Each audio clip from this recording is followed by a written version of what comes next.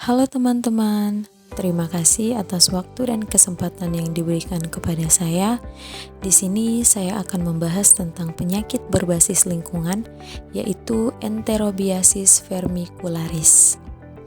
Perkenalkan, nama saya Christine Teresia Rilopafobia, NIM 7133223006. Pembahasan yang akan kita bahas adalah pengertian, besaran masalah, penyebab penyakit, penularan penyakit, faktor resiko dari segi lingkungan, upaya pencegahan, dan pengendalian. Yang pertama, pengertian Enterobiasis vermicularis. Cacing kremi atau Enterobius vermicularis adalah parasit kecil yang dapat hidup di usus besar dan rektum manusia, dan juga salah satu jenis cacing usus yang masih tinggi angka kejadian infeksinya di masyarakat. Penyakit ini mempunyai penyebaran di seluruh dunia dan menyerang seluruh lapisan masyarakat, baik di kota maupun di desa, pada sosial ekonomi tinggi maupun rendah, pada usia anak maupun dewasa. Yang kedua, besaran masalah penyakit Enterobius vermicularis.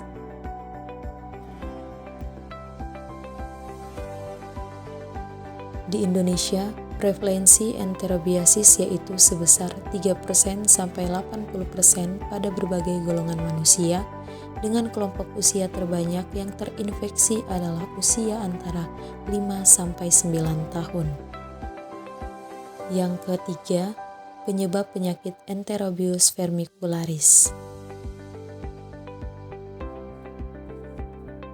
Cacing ini disebabkan oleh parasit yang disebut Enterobius vermicularis berukuran sepanjang staples. Enterobius vermicularis dapat menular jika Anda menyentuh anus lalu menyentuh makanan atau benda-benda di rumah. Yang keempat, cara penularan penyakit Enterobius vermicularis.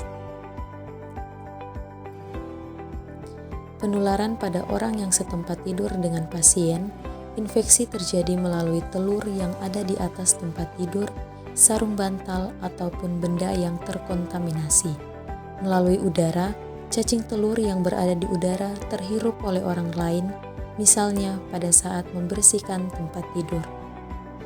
Yang kelima, faktor resiko dari segi lingkungan.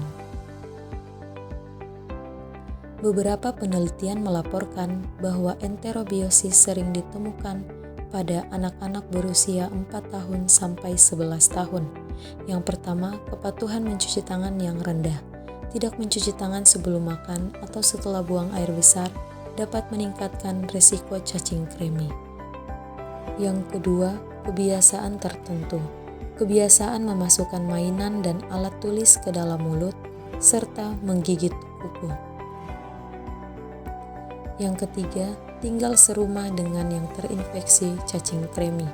Tinggal serumah dengan orang yang terinfeksi cacing kremi dapat meningkatkan resiko enterobiasis seperti penularan melalui pakaian, tempat tidur, atau toilet yang terkontaminasi telur cacing. Yang keenam, pencegahan dan pengendalian.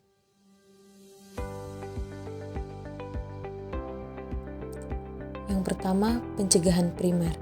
Promosi kesehatan meliputi penyuluhan mengenai cara pencegahan, pentingnya melakukan pencegahan dan cara penularan Enterobiasis vermicularis.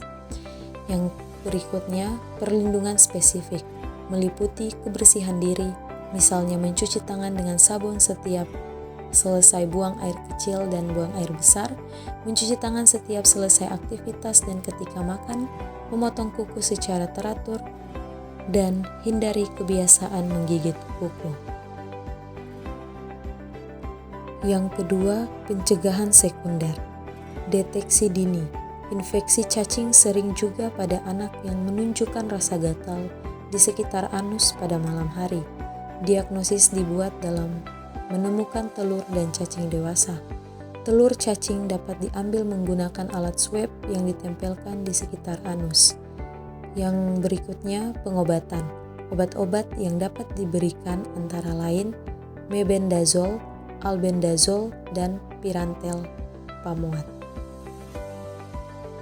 Pencegahan tersier. Pencegahan yang dilakukan saat proses penyakit sudah berlangsung atau akhir periode patogenesis dengan tujuan untuk mencegah atau meminimalkan cacat dan mengembalikan penderita ke kondisi optimal.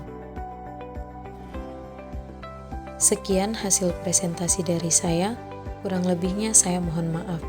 Atas perhatiannya saya ucapkan terima kasih.